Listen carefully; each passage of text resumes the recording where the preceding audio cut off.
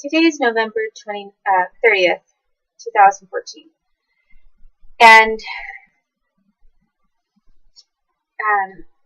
yesterday I talked about some of the different situations that I was put in for being raped, well, some of the triggers they used for raping me from the lying down position.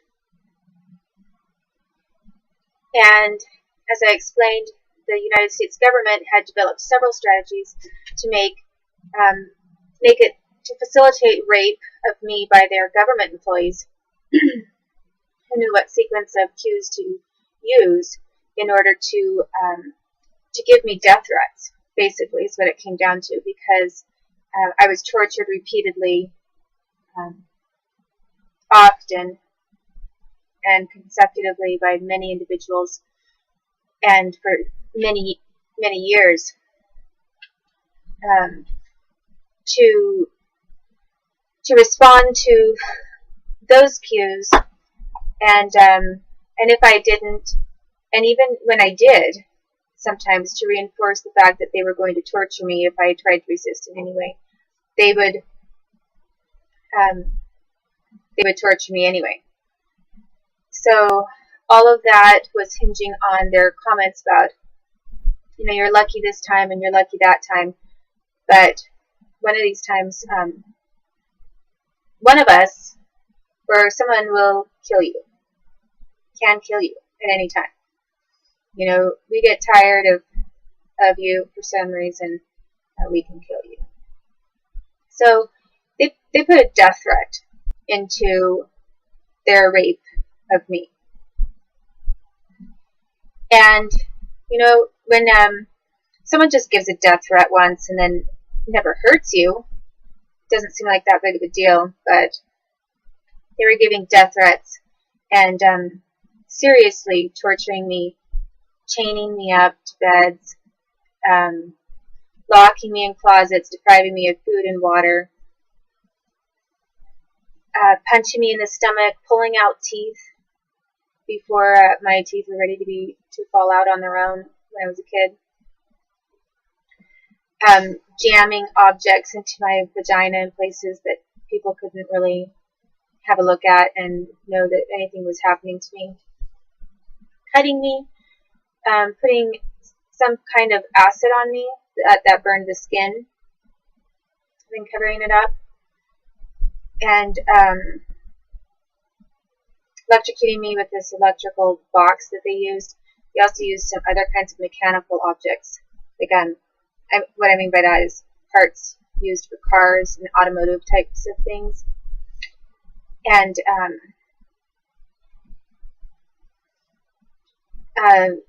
with auto mechanics, there are many different things that are used with cars and car parts that can basically easily be turned into torture devices. It doesn't take very much to redirect an energy or electrical shock or flow to a person.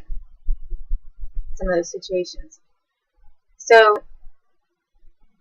they practiced specific triggers and cues for each of their methods of raping me, which I sort of explained already in explaining each of these things one by one.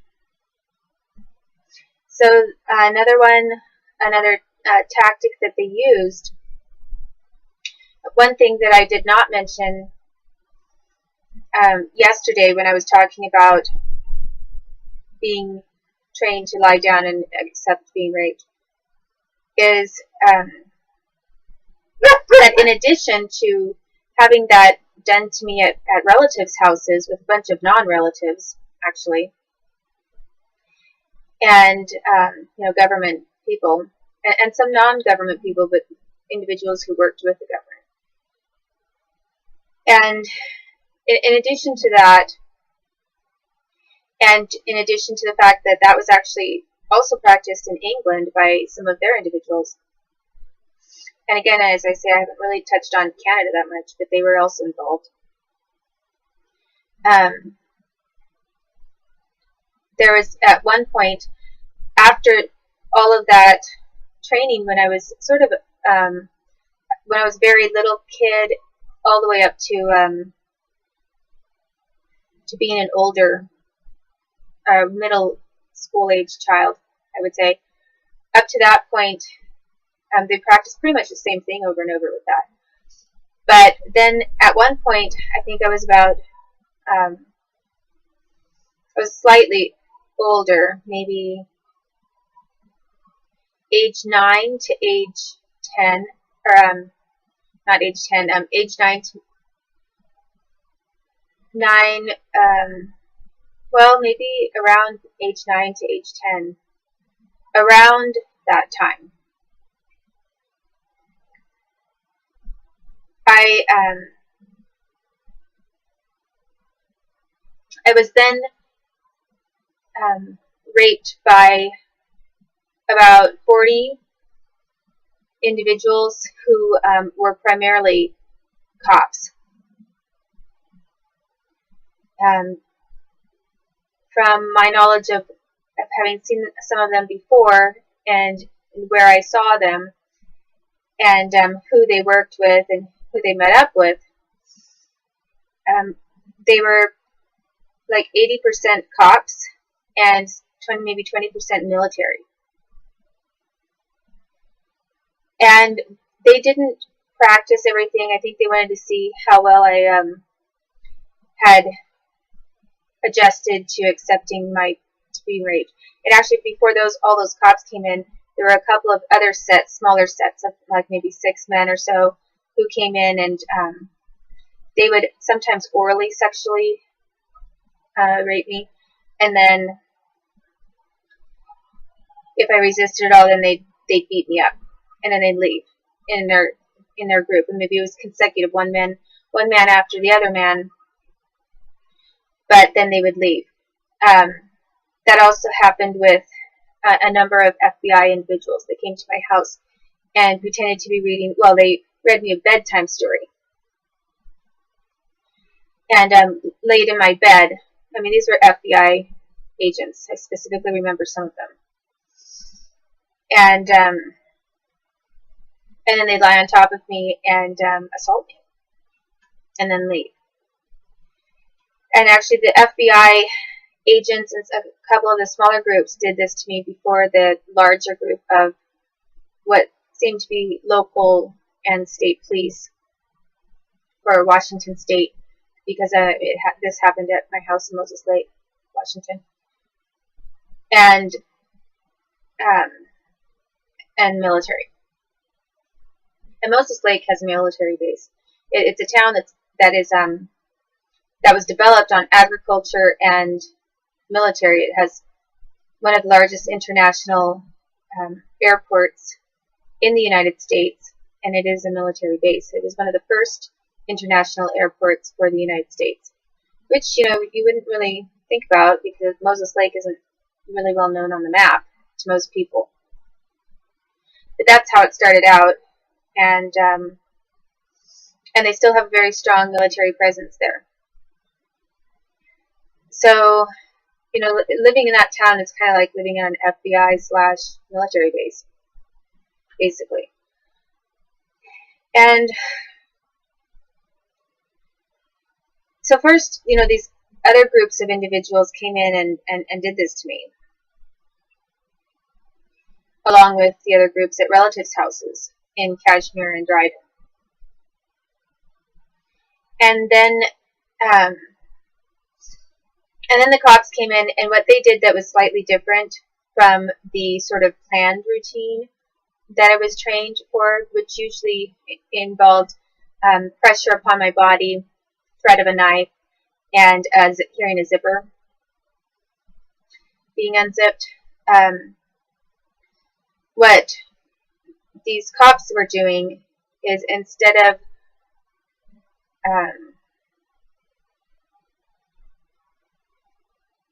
masturbating themselves and having a towel taken away and put into a hamper right away, and not doing really anything else to me, or touching me but not doing too much else other than forcing me down to accept what they were doing. in all these situations where I said they masturbated themselves, obviously it typically included my, they sometimes would have me touch their genitals as well. And then often in some situations they would do this themselves, to themselves. Or they'd try to have me help them or do something to them. But with these cops, what they were doing is, one by one, they were coming into my bedroom, like a whole lineup, and it went over several days into several weeks. And then they had sort of a recap of what they did, then every other week, and then maybe every other 2 weeks, and then every other month. So they kept practicing this sexual abuse against me on a very, very large scale. And the cops, what they were doing is lying down on top of me, forcing me down, and putting a finger inside of my vagina. And some of them are trying to put 2 fingers in my vagina, saying, yeah, I wonder if we can fit 2 in here. But their main objective, or the main thing that they all did that was in common, is they put a finger inside of my vagina. And then they were saying things like, yeah, she's wet. I mean, like they were talking about sexual things then. And then after they did what they did, they got up, went to the door, and then my parent usually opened the door, was there, and let them back out.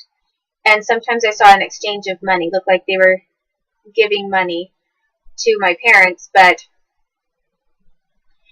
I think that was just a show, because I didn't see my parents with any additional money that they were spending anywhere.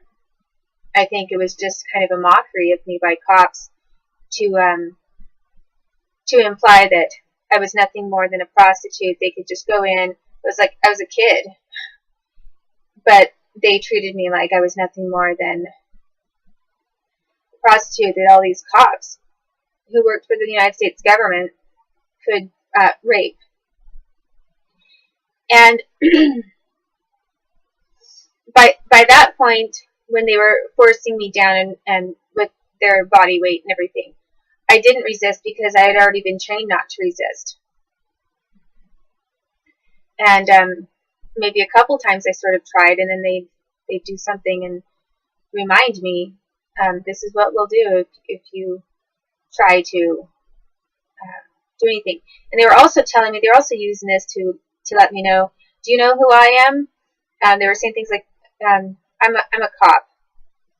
And, well, I already knew that some of them were cops. But they were reinforcing the idea that if you think that you're going to report you are being raped to anyone, think again. Because look at how many of us there are against you. And they made that a point to me that they outnumbered me. They were older than me, stronger than me, and they had the government backing them, and I didn't. So they basically said, you know, if you get killed one of these times, nobody's going to speak up for you anyway. And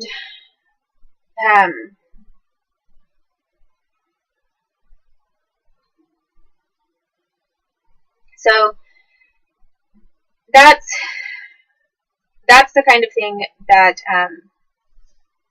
that they were doing to reinforce how they could rape me and get me to not give any reaction at all because of things that they were doing.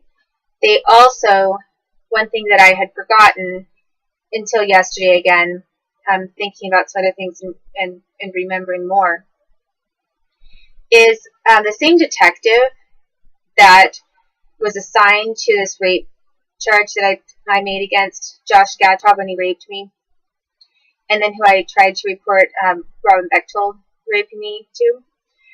Actually, I had completely forgotten that Detective Brian Gross actually was one of the individuals that showed up at my house.